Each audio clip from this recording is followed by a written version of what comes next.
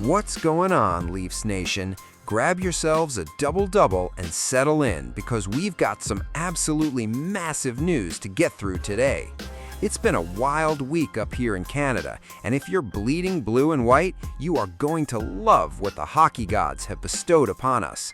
We've got some huge draft talk to cover, so let's just dive right into the beauty of it all and get right to the action, shall we? First things first, we got to talk about the absolute miracle that was the 2026 NHL Draft Lottery, because the first overall pick is officially ours.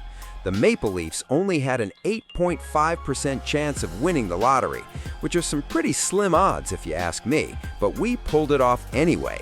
It feels like the universe is finally looking out for Toronto, giving us the golden ticket to draft the best young talent in the country. And who is sitting at the very top of our draft board?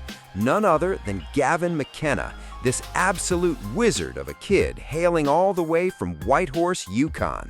He's the projected #1 overall pick for a reason, and the buzz surrounding this young fella is just off the charts.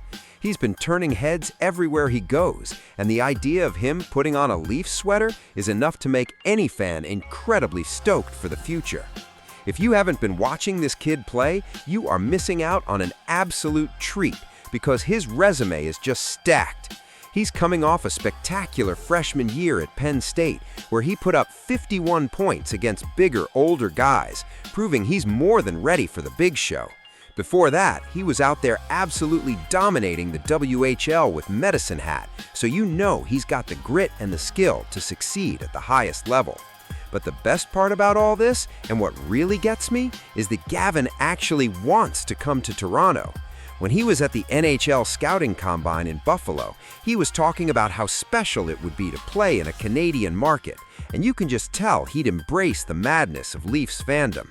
There's nothing quite like the energy in Toronto when the team is clicking, and having a homegrown kid who actually wants to be here is just the cherry on top.